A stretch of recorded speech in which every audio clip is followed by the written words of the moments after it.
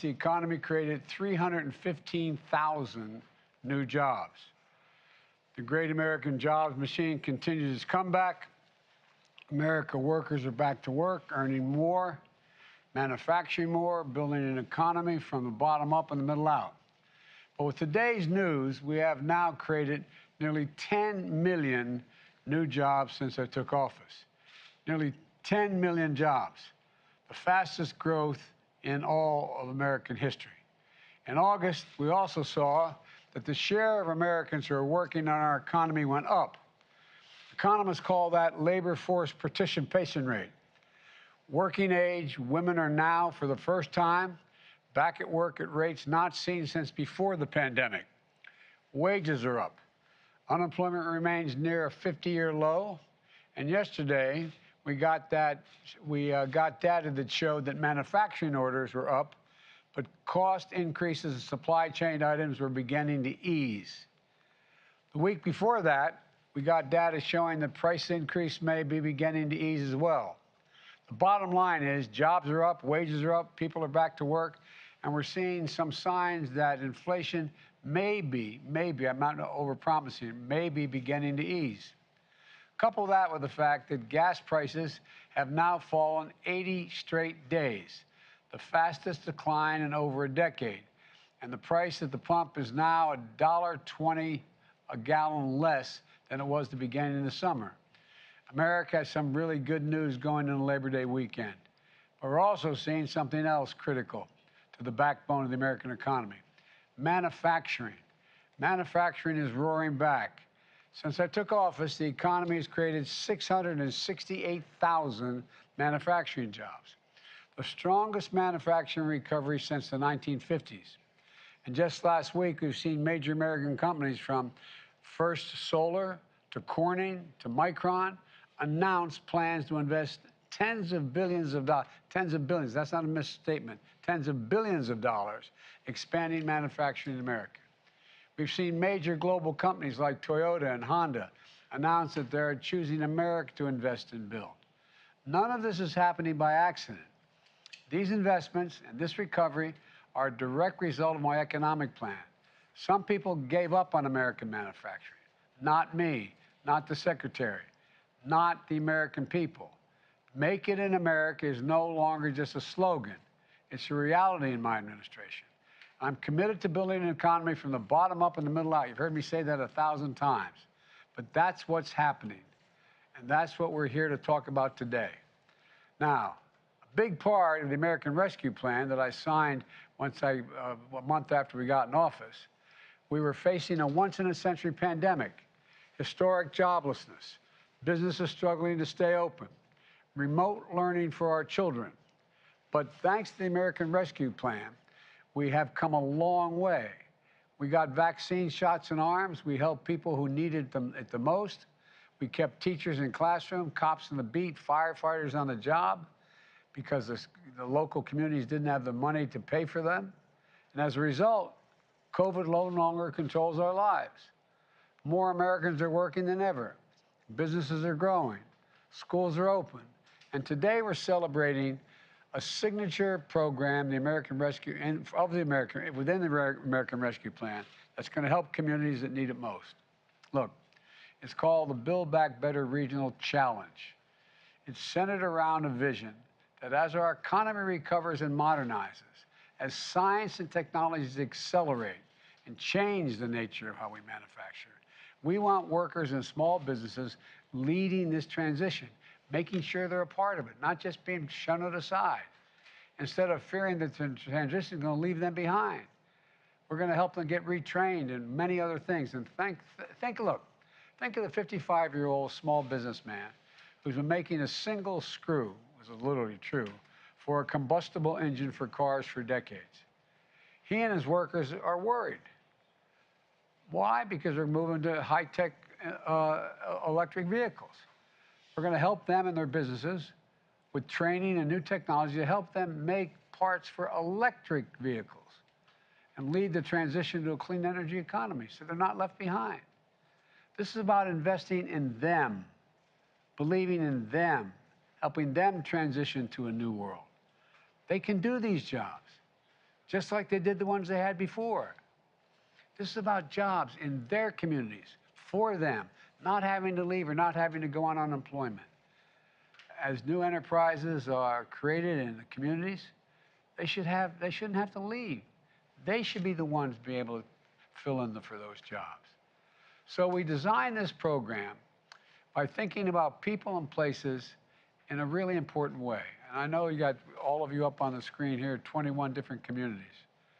This American Rescue Plan program invests $1 billion, a total of three, but $1 billion to create jobs and opportunity for people in places where they live and where they've worked their entire career so they don't have to leave.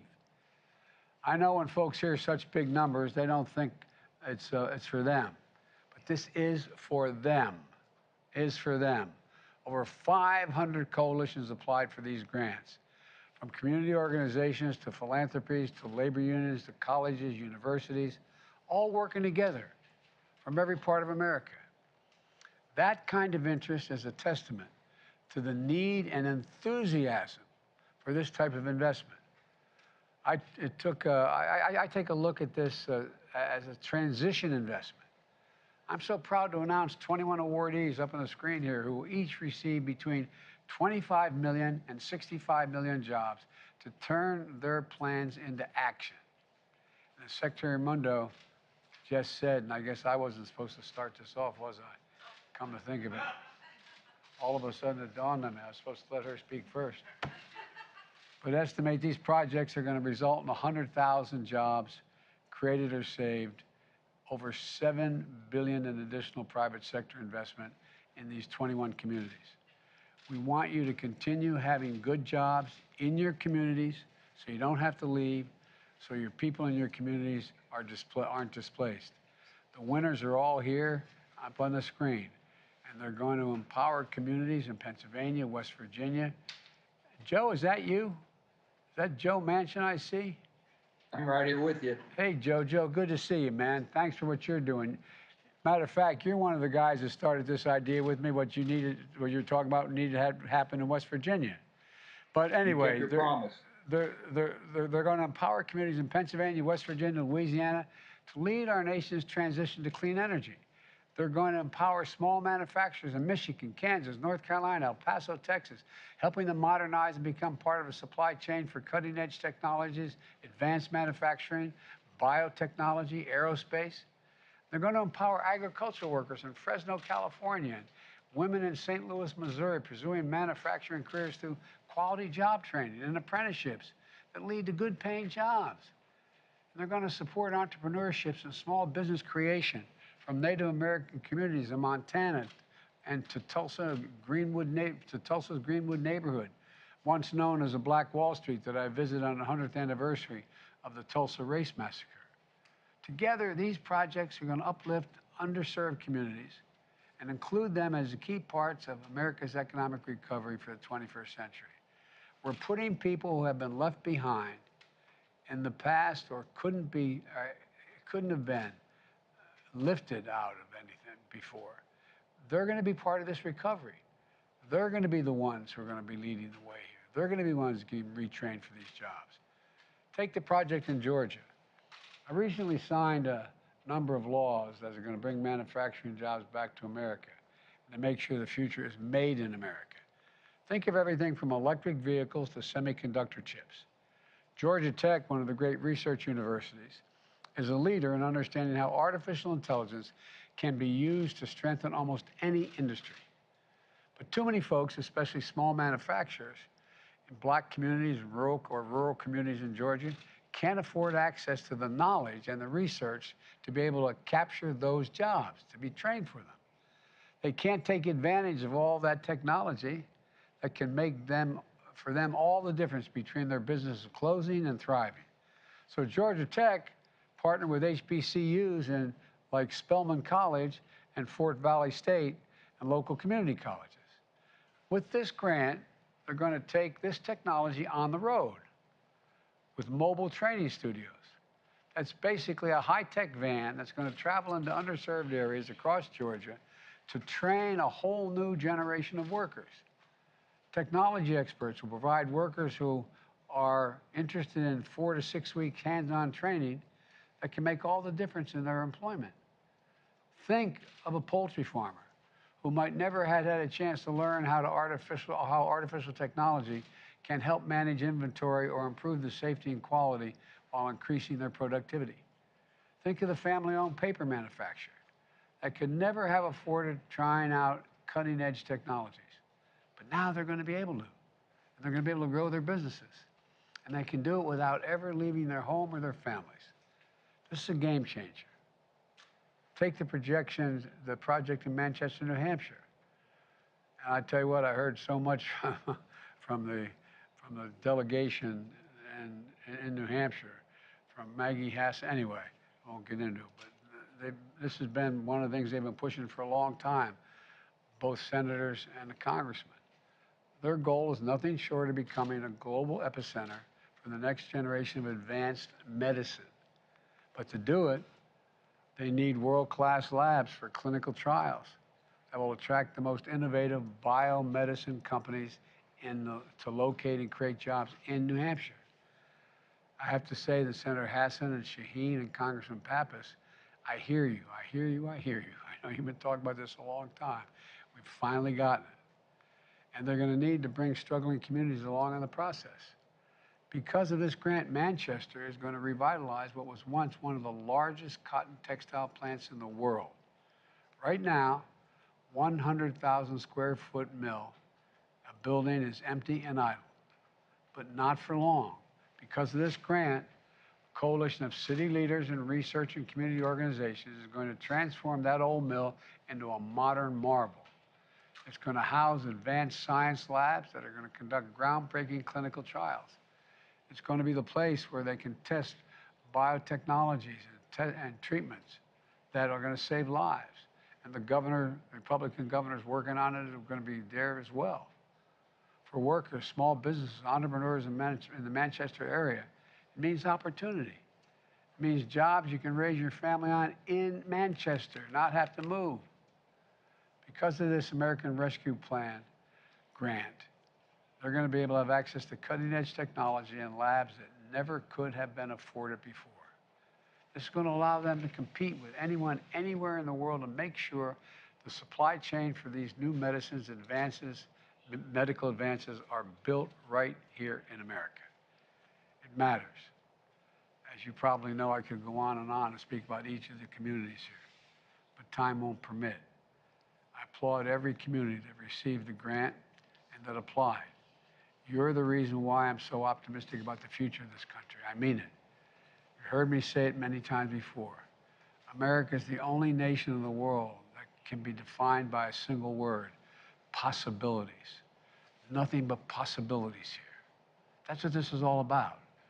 I want to thank you, and now I'm going to do what I should have done to begin with. Turn it over to the Secretary to begin this, but we've already gone by it. So, Madam Secretary, the floor is yours.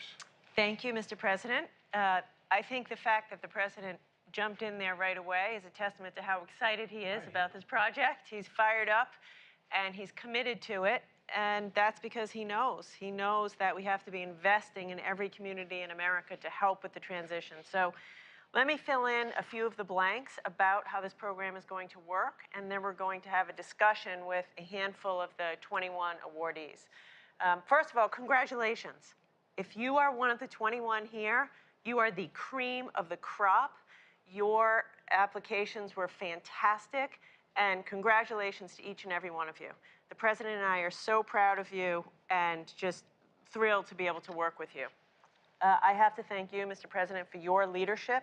Everybody should know that this was the President's idea. I mean, as he said, the American Rescue Plan was passed 17 months ago. $3 billion of that came to the Commerce Department to do economic development, and we decided to put $1 billion into this Build Back Better regional challenge, and it's because the President directed me to make investments in communities to help communities revitalize themselves and get ready for the transitions in our economy. Because he fundamentally said people want to work where they live, and they ought to be able to do that. And so that's what this is all about. We believe every single American, no matter where you live, ought to have an opportunity to have a high-paying, family-supporting job in that community. And that's what this is all about. So let me fill in some of the blanks about the approach. It's a novel approach. This is the first time ever the Department of Commerce has made such sizable investments in individual communities. When we started, to be very honest, we weren't sure. We weren't sure if communities would apply and bring together coalitions and have the capacity to invest tens of millions of dollars. Well, we got 529 submissions. We went from 529 down to 60 finalists. And then from those 60 finalists, we worked to get to the 21 who are with us today. So again, the fact that you are among the 21, hats off to each and every one of you.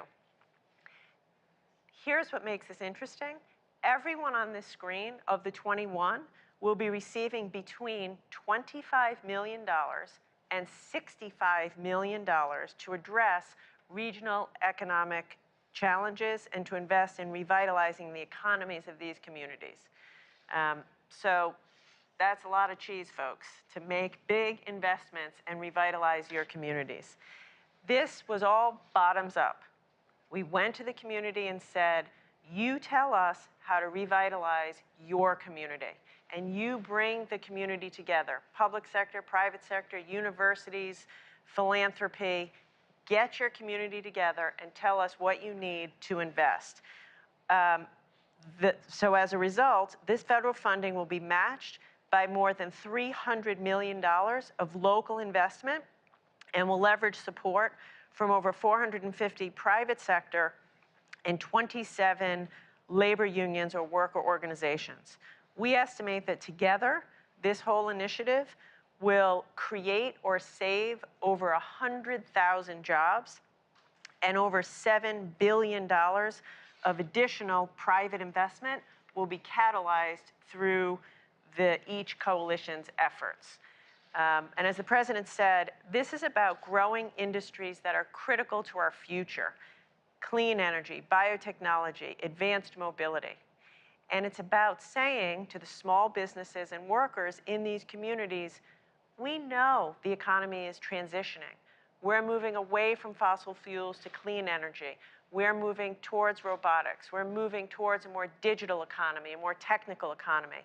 And the point of it is, no one will be left behind, because we're going to retrain workers, we're going to retrain small businesses, and we're going to light up abandoned buildings that may have once trained coal miners, and today will train solar installers. Abandoned manufacturing facilities that may have, once made widgets will be, lighted up for new advanced manufacturing in solar panels. And so the important point here, and the president talks to us all the time about this, is that if you're out there, in Buffalo, and you drive by every day an abandoned industrial building, and you have a pit in your stomach wondering, is there a place for me in a new economy? Or if you are someone who's worked for 30 years in one of the big 3 auto companies, and you only know how to work on a traditional auto car, and you're worried, do you have the skills to transition to an electric vehicle economy? What we're saying to you is yes. Yes, because we're going to retrain you. We're going to retrofit small businesses. We're going to do solar installations at an industrial scale over abandoned coal mines. And we're going to make sure that as we transition, everyone's included and trained, and these small businesses are able to do this. I'll just end with a personal story, which I told to the president. When we were designing this program, I had my father in mind. My father, once upon a time, Rhode Island, where I'm from, was the jewelry manufacturing capital of the world. Everywhere you looked, jewelry manufacturing. Low skill, but it was a good job. My dad had one of those jobs at Bulova Watch until he was 56 years old, and his job and all the other jobs went to China. And he would so often say to us, Gina, we were just left behind. We weren't retrained. He wanted to work. He could work. And he said, our leaders left us behind.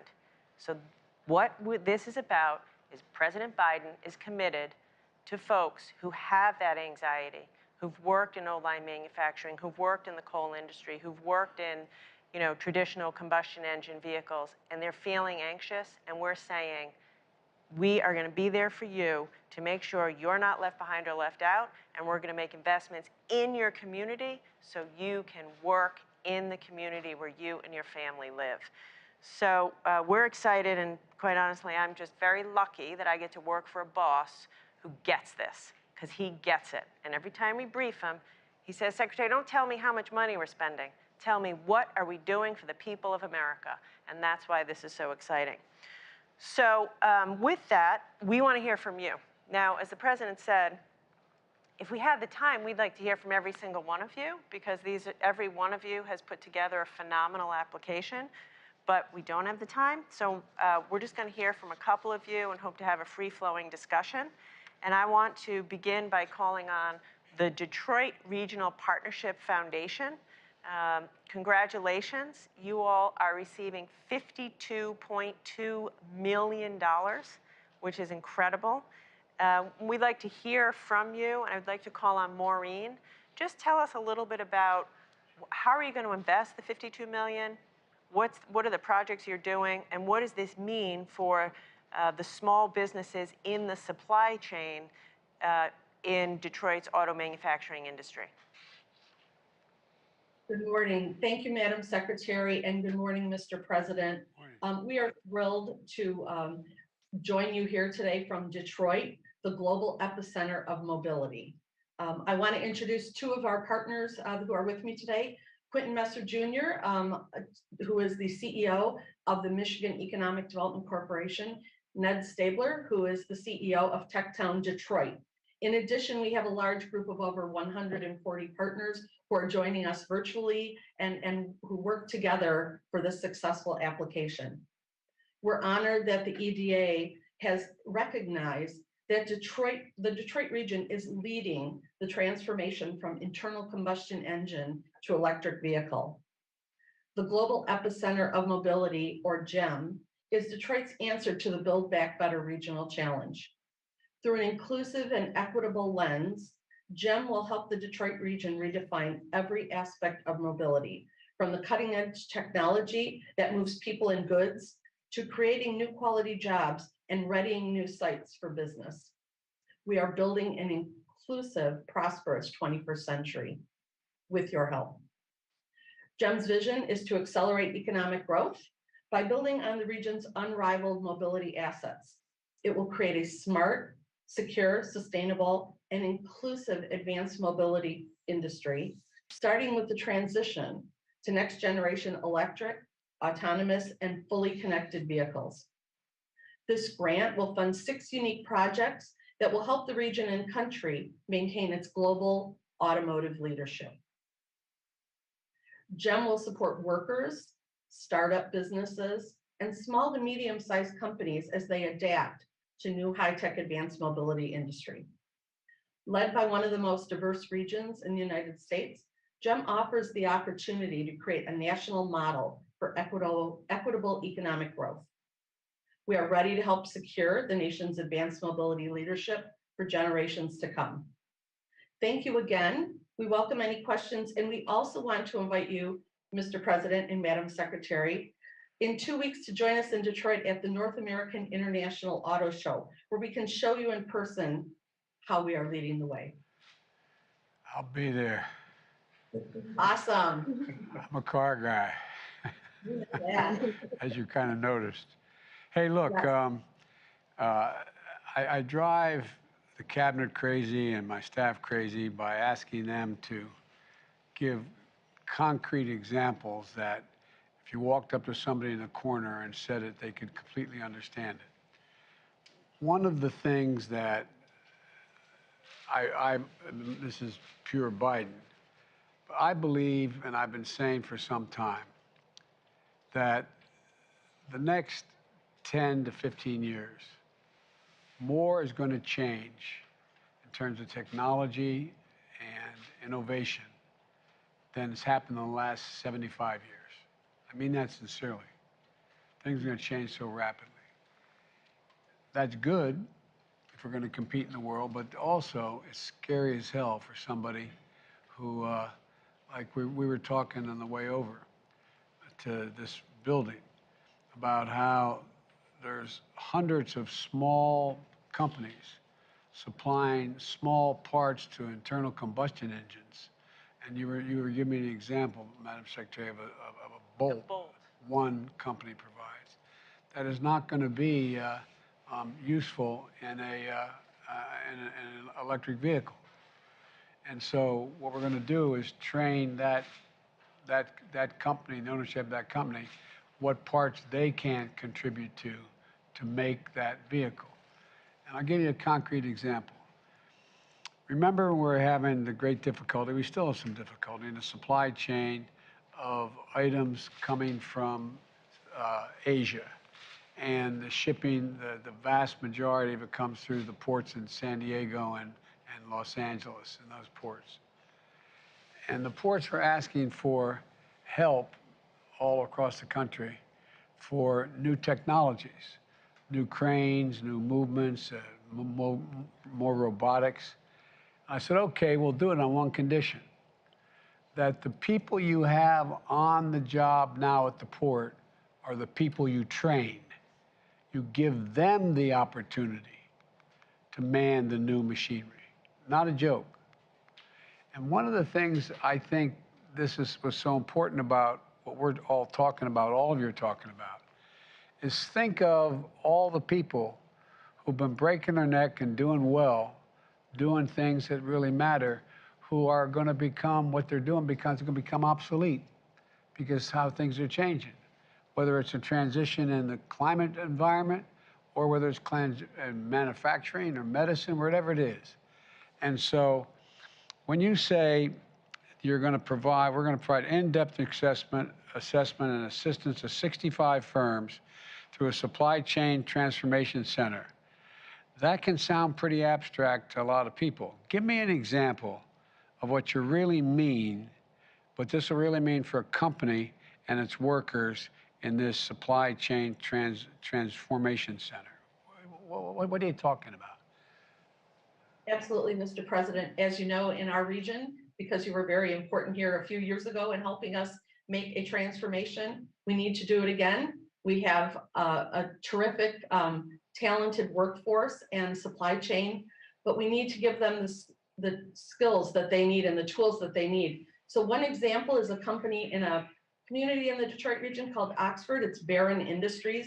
They're a casting company, but they need help in making sure that they can produce the right parts with the right technology at the right speed with the right talent.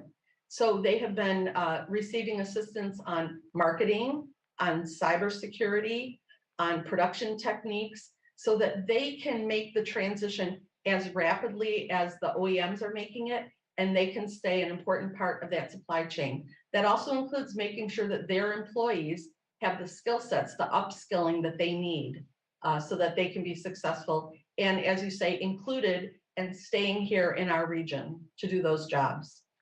Mr. President, one of the things I love about what Maureen and her team is doing is that so often we focus on the big three automakers, which is important, for all the obvious reasons.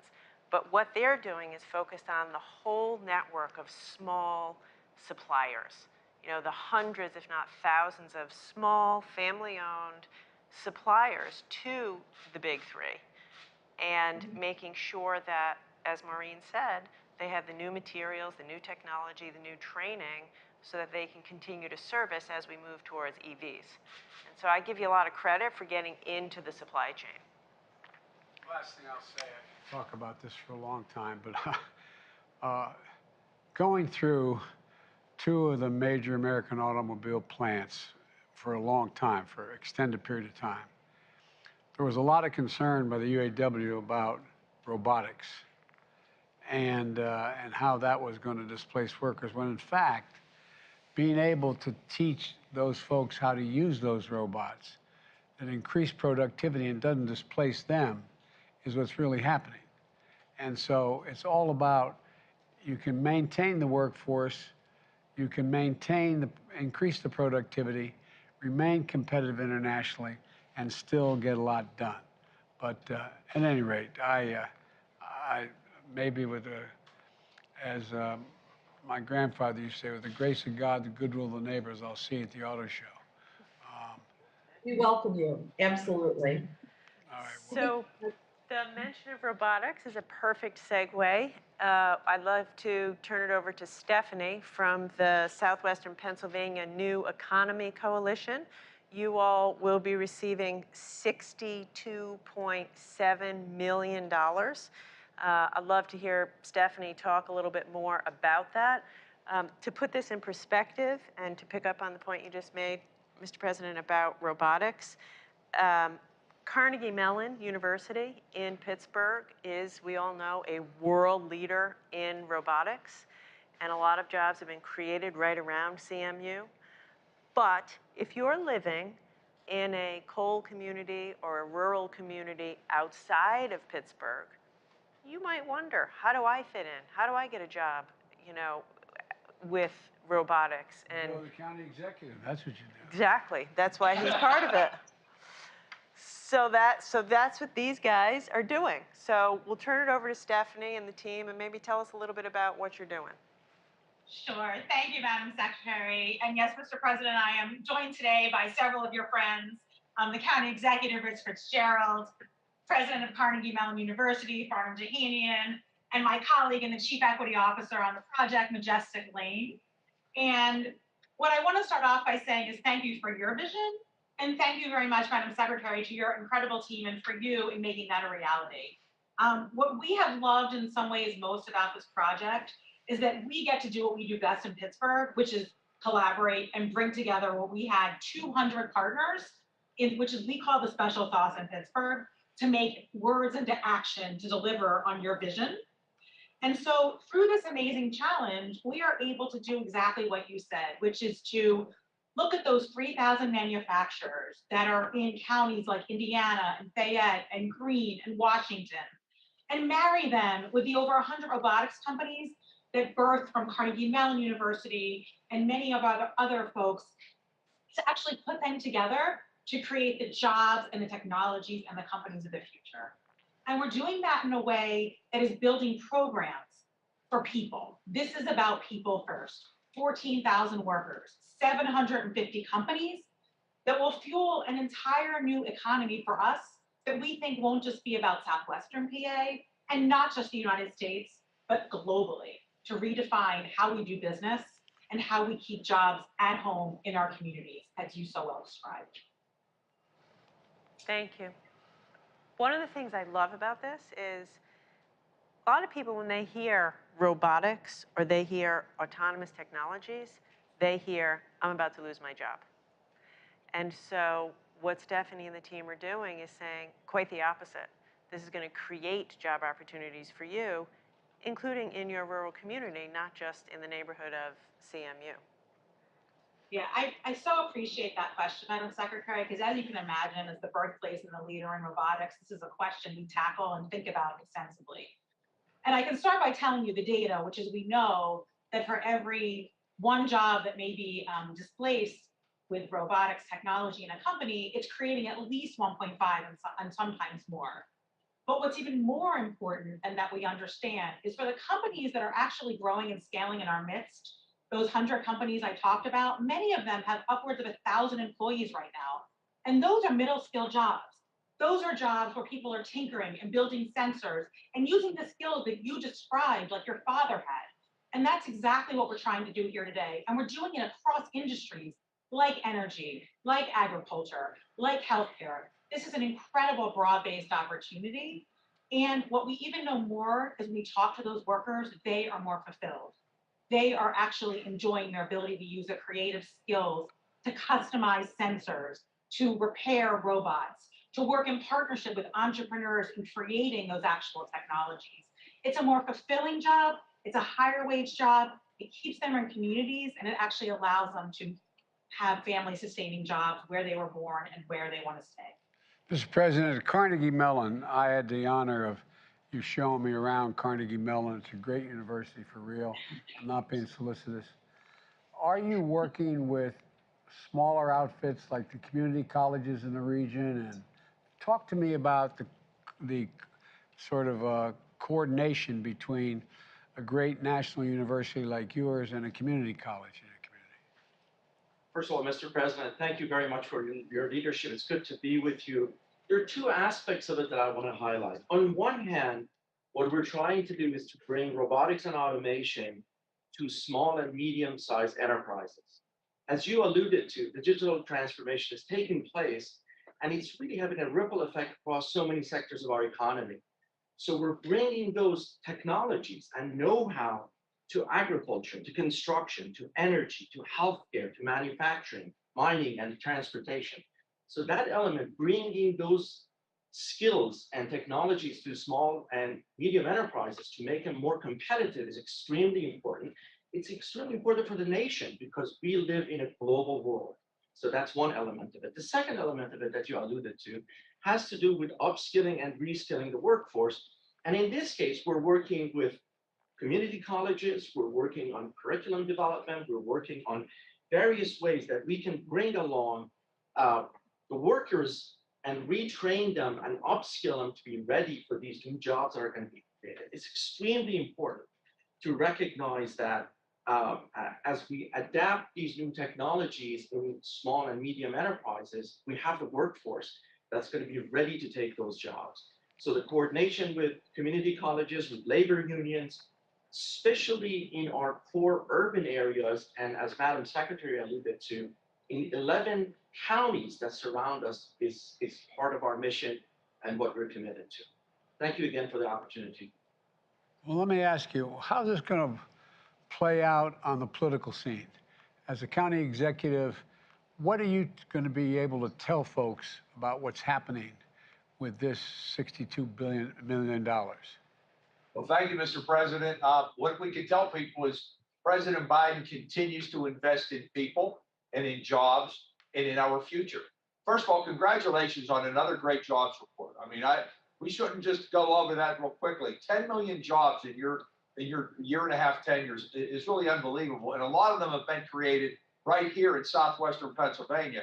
And as Stephanie and President Johanian had mentioned, it's not just for the robotics software engineer in Pittsburgh. It is for the small town in Westmoreland County, in Beaver County, the manufacturing facilities that are transitioning, and the type of training that can happen throughout our community college, but for families. And I know you talk about this all the time, and it's so important. It's about hope and for the future, for the next generation who are out there wondering what's going to happen. You mentioned the displacement that's going to, could happen, and the changes over the next 10 to 15 years. This doesn't leave people behind. And we appreciate that very, very much. And by the way, we're looking forward to seeing you on Monday at Labor Day. You're always here with us, and we're looking forward to it. We're guaranteeing good weather, Mr. President. All right. Oh, take that to the bank. All right. Sir, do you have anything you'd like to add about what's going on in the community? Well, sure. I think what's important about this is, as you spoke to, Mr. President, often people think that robotics and AI are leaving people behind. But we're being really intentional, both demographically within our communities, people of color and women, and also in our rural communities about how do we connect people to inclusive career pathways, but also actually connecting them to business development opportunities in the robotics and AI industry, which traditionally they may not have had access to. So what we're really doing is being intentional about figuring out how do we make these connections and really making this an economy for all. So thank you, Mr.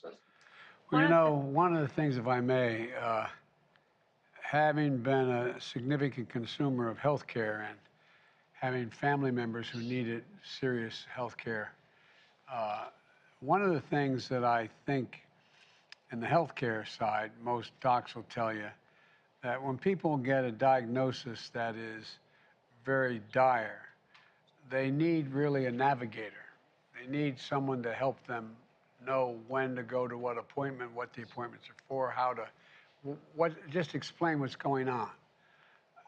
It seems to me we need some navigators here. And I'm wondering how you're doing that. I mean, you have someone, let's say there's someone, we were doing this on a local Pittsburgh television station, and someone listening saying, well, I'd like to I'd like to get trained. I mean, how are you reaching out to the community? And do we have essentially, whatever they want to call them, navigators? Say, look, here's the way you can get into this. This is what you do. Or people going into those small businesses that are going to be eventually displaced because the technology is going to be surpassed, and say, this is what you. I mean, is there thought about that? Absolutely, Mr. President. Thank you for that question. And that really is the spirit of, as I was talking about earlier, our project and the way our partners are coming together. So we have 5 projects that are woven together, each with incredible organizations that know how to actually be on the ground. Most of our money is actually going out to neighborhoods and communities so they can actually use the organizations that know their people, that know where the businesses are, that know where those individuals are that have to get into the jobs, where those people are that are ready for entrepreneurial opportunities. So for example, it starts with our manufacturing extension partnership. They know where those manufacturers are and they understand their readiness to adopt technologies. They will come together in a manufacturing hub with entrepreneurs who can help de-risk the prototyping and creation of products that can actually be deployed. We also have our lead accelerator entity in the region that's creating a new model of startup factory with anchor maker spaces throughout the communities where we can identify opportunities to create new technologies that will be deployed into those companies. And taken all together, our workforce ecosystem, as Dr. Jahanian described, will actually be connected by a web of workforce organizations, including labor unions and other, at the neighborhood level, who can then bring those curriculum, partnerships, the workers to the table for those jobs. So we're really relying on, as I said, 200 entities and partners who know how to navigate and know where the businesses are, know where the people are, to make sure we have a marriage and alignment that can propel this opportunity. One of the things I'd raised, and I've not raised with the secretary, but I've raised with you guys and everyone who's part of this grant effort. I think it's useful. Think about it. 25 years ago, 30 years ago, almost every high school had shop classes where you learned how to work with your hands, where you learned you could go and take carpentry or automobile, and just to get a sense. I really think we should be talking, and I don't have a program, but I think we should be talking about a little bit about how we let high school students know how things are changing and what may be available down the road.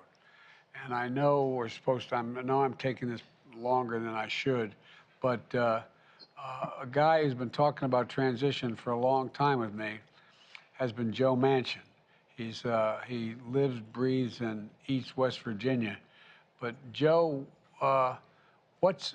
how's this going to help, if it is, the West Virginia, the transition to a strengthened, not totally new, but a new economy? Yeah. Well, Mr. President, you and I have spoken many times about this when you first came into office, even when you was running at that time, about how West Virginians felt they were left behind. My wonderful state and all the great workers and the people in my state have worked hard and they're very proud. They've done the heavy lifting for years and years and years. And basically they never complained. And as things started changing and transitioning, there was nothing left for them. 21 of our most affected counties are in southern West Virginia.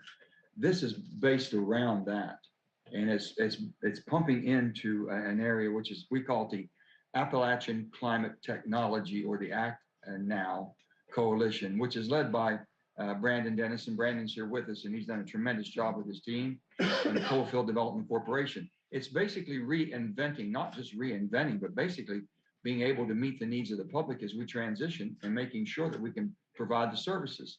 That's what they've been doing for quite some time. And this announcement here and this rescue plan, the American Rescue Plan, continues to play benefits for West Virginia. But also your co-chair of Appalachian Regional Commission, Gail Manchin, who I know very well, is very, very proud that Appalachia has gotten so much consideration and assistance. And you're the first person, Mr. President, and with your most capable secretary and our dear friend Gina Raimondo, directing it to the people that need it the most. I think that's what we're here to say is thank you. These 21 counties have eight regional projects. I have with us here on the panel, I have my dear friend Amy Goodwin, chairman, she's a mayor of Charleston. I have Steve Williams, fellow colleague of mine, and he is mayor of Huntington, our two largest cities.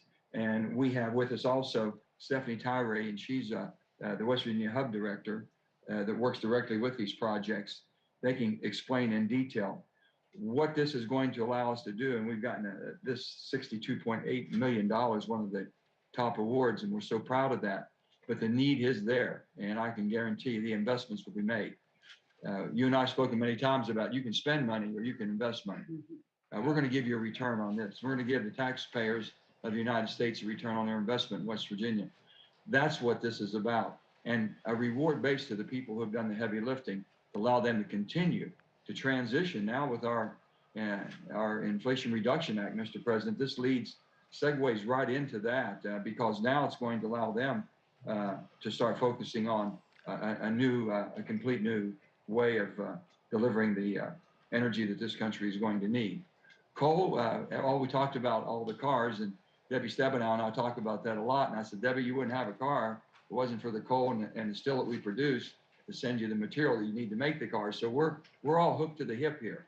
And as the transition goes on, the investments that are being made, the 48C tax credit is going to put $4 billion on additionally back into coal hit communities so we can diversify and attract more business there. So I just can't tell you how much this means, Mr. President, and I'm just so proud to be part of this, and also so proud of what the ARP has done, American Rescue Plan, and so excited to see what the Inflation Reduction Act is going to do. So many people don't know how much is in there that's going to transition their lives and transfer them into an economy that's going to give them an awful lot of stability. So we're very proud. Well, Joe, thanks. I'd love to talk to every one of you, but I'm getting the sign here. I better cut. They're going to have a I was afraid you were going to get the hook. But look, we could do this all day, the, but the point, let me conclude by saying this. This is not going to waste money, what we're talking about each year doing. It's going to grow the economies. It's going to keep us in a position where we are the most advanced economy in the world, and where we bring along the people who have made this country.